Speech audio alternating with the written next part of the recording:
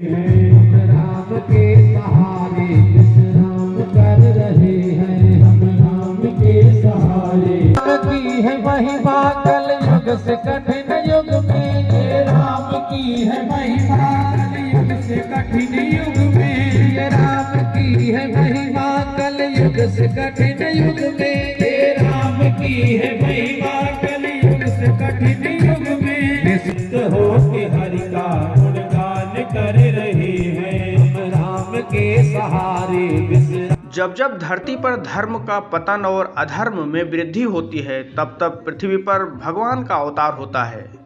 ये बातें बल्दीराय तहसील क्षेत्र के पूरे पंडित आचार्य में चल रही श्रीमद् भागवत कथा में कथा व्यास मधुर व्यास जी ने कही। कथा के चौथे दिन समुद्र मंथन श्री कृष्ण जन्म की कथा को श्रवण कराते हुए उन्होंने ये बातें कही। पूज्य महाराज जी ने बताया कि जीवन में ऐसा समय न आए कि आपको किसी से कुछ मांगना पड़े, क्योंकि किसी से कुछ मांगने के लिए आपको छोटा बनना पड़ेगा। भगवान स्वयं जब बलि के यहाँ 3 पग भूमि मांगने के लिए गए तो विराट स्वरूप में नहीं बल्कि वामन रूप में। भगवान से हमें प्रार्थना करनी चाहिए कि हम पर इतनी कृपा करें कि कभी किसी को कुछ मांगना न पड़े। श्री कृष्ण जन्मोत्सव के अंतर्गत महाराज जी ने बताया कि जब जब पृथ्वी पर धर्म की हानि होती है, संत ब्राह्मण गौमाता और देवताओं को संकट पड़ता है, उस समय भगवान का अवतार होता है और भगवान अधर्म का नाश करके धर्म की स्थापना करते हैं। भगवान श्री कृष्ण का जन्मोत्सव बड़े ही धूमधाम से मनाया गया। गाय का दूध, गाय के दूध का दही, गाय का घी, गौमूत्र और गोबर, यह 5 मिला करके पंचगव्य मिलता प्राप्त होता है। और जो गौ माता हाकी जा रही है तो पंचगव्य कितना दिन मिले। कोई भी पूजा हो, चाहे सत्यनारायण भगवान कथा हुए, चाहे हमारे पहले गौदान हुए, पंडित अगर आवेंगे तो सबसे पहले यही बतावेंगे कि गाय गोबर से लिपा जाए। अरे मान लो भले फर्श है लेकिन गौर गाय गोबर एक बताएंगे कि गोबर मानी वसैला छमियारू, गोबर से खिलतिया भाई न्यारी, गोबर से भूमि होए विभूषित, गोबर से खेतिया भाई नारी, गोबर से गौरी गणेश बने, जे की भारी विपत्ति से ले उबारी, गोबर बाय तरणी ही पार करे, बिना यज्ञ के काम चलै ना गाड़ी, बिना यज्ञ के काम चलै ना गाड़ी। तो कामधेनु गाय जाती है सप्तऋषि मंडल को। फिर पुनः समुद्र मंथन हुआ तो अप्सराएं निकलती हैं। जब अप्सराएं निकली, दैत्य विचार किए कि अप्सराओं को हम ले लें, लेकिन फिर मन में भाव आया कि बुद्धिमानी ये नहीं है कि स्वयं नौटंकी करा करके नाच देखें, होशियारी ये है कि कहीं पर नाच हो रही है जाकर के देख आओ, और जवन हुए 10-20-50 इनाम नहीं दिए। खुद से नौटंकी करा करके देखना ठीक नहीं है। विचार किया अगर इनको अपने यहाँ रखेंगे तो इनका खर्चा वर्चा देखना पड़ेगा, इसलिए जाए स्वर्ग को।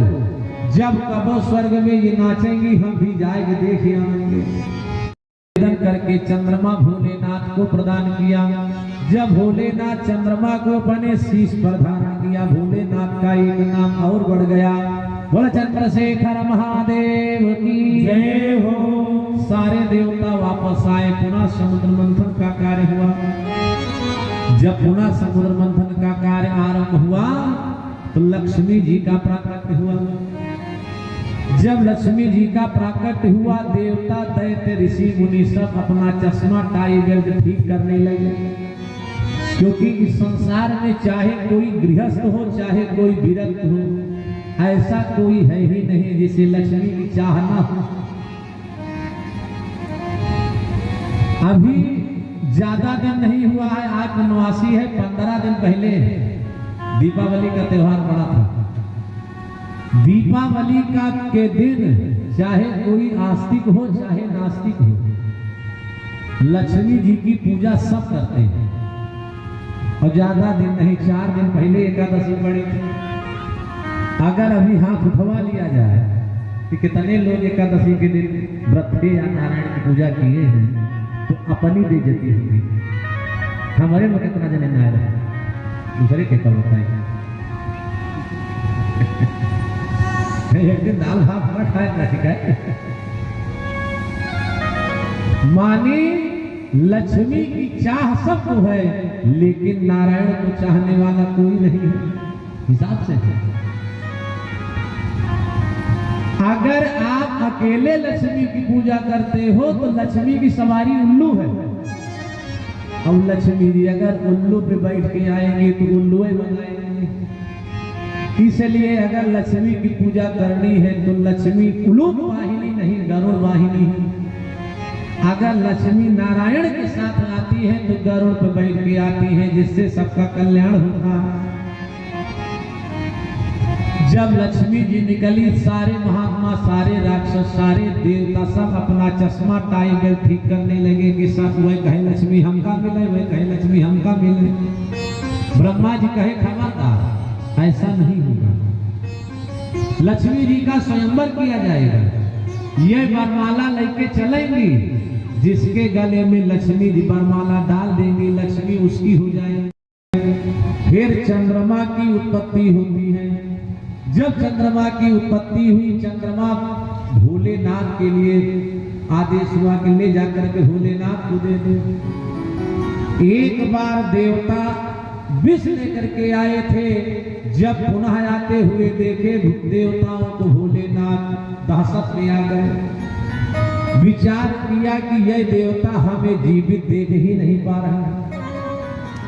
एक बार जहर लेके आए थे, कौनो तरह जिंदगी बची, अब भी पता नहीं कौन आपद लेके आ रहे।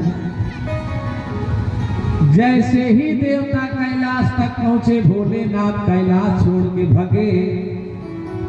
आगे आगे भोलेनाथ, पीछे पीछे देवता। भोलेनाथ रुको, भोलेनाथ रुको, कौन रुकता है? सीधा पहुंचे शमशान में, चिता की राख उठा के लपेट लिया। 3 बार बोले हैं बम बम बम। सब कहे ऐसा लगता है कि जहर भोलेनाथ के खोपड़ी में चढ़ गया। अरे भोलेनाथ पगलाए गए, लेकिन भोलेनाथ को कुछ नहीं हुआ। भोलेनाथ ने विष को राम में मिला दिया है, तो पूरा विश्राम हो गया। श्री राम जी हमारे सब काम। अब हुआ क्या, सारे देवता, सारे दैत्य, सारे ऋषि मुनि सब सज धज के आगे बैठ गए। लक्ष्मी जी वरमाला लेके चली, सबसे आगे दुर्वासा ऋषि बैठा, मोर निकाजल लगा के। विचार किया कि अगर लक्ष्मी जी मिल जाते तो कम से कम 2 रोटी जुगाड़ हो जाए। लक्ष्मी जी वरमाला लेकर के चली। विचार किया कि अगर इनके साथ विवाह कर ले तो कब खतरा पैदा हो जाए, कौनो पता नहीं। ये इतने क्रोधी पति है, क्रोधी बाबा है कि जरा सी बात पे श्राप दे देते हैं। किसी दिन अगर दाल में नमक कम ज्यादा हो गया, या तुरंत श्राप दे देंगे। ऐसे क्रोधी पति से भगवान बचाएं। फिर आगे बढ़ गई। जब आगे बढ़ी तो ब्रह्मा जी बैठा। जब लक्ष्मी जी देखी ब्रह्मा जी को, कहीं इनका देखा। अरे जिसके एक मुंह है, जिसके एक मुख है, उसका पेट जिंदगी भर नहीं भरता है। अब ज्यादा देर ना हो, 10 बजे मिला हो, नहीं 11 बजे या 12 बजे, लेकिन कथा बंद हो, ये कथा बंद भई बाद 1 घंटा बाद फिर मन हुए कि भाई कुछ मिल जाए, कुछ मिल जाए। अच्छा मान लो भोलेनाथ विचार किया, देखो कितना होशियार है देवता, कि जब मंथन करने जा रहे थे तो 1 बार राय नहीं लिए कि भोलेनाथ आपको चलो, तब तो नहीं कहे।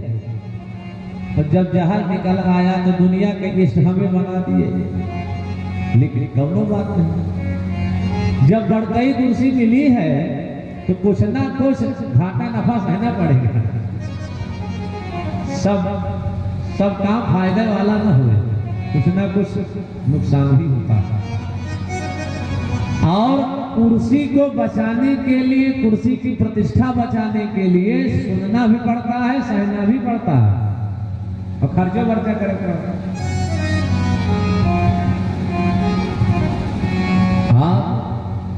भोलेनाथ कहे ठीक है, लेकिन एक बार देवी जी से पूछ ले, क्योंकि जहर पीने के बाद मान लो कौनो अवसान खता हुई तो देवी जी है कहेंगी कि श्रीमान जी आधी रास्ता साथ छोड़। तो भोलेनाथ देवी सती से पूछा कि देवी जी आपका क्या इरादा है? तो सती कही कि भोलेनाथ जब सारा संसार आपको पिता मान रहा है, हमें माता मान रहा है, तो माता पिता का कर्तव्य है कि बच्चे के ऊपर अगर कोई संकट आवे तो भले फिर संकट में पड़ जाए, लेकिन बच्चों को संकट से उबारना माता पिता का धर्म है। इसलिए आपका कर्तव्य बनता है कि इस विश्व से आप संसार की रक्षा कीजिए। भोलेनाथ कहे जो मलकिनी की है इरादा बात कहो बात नहीं है।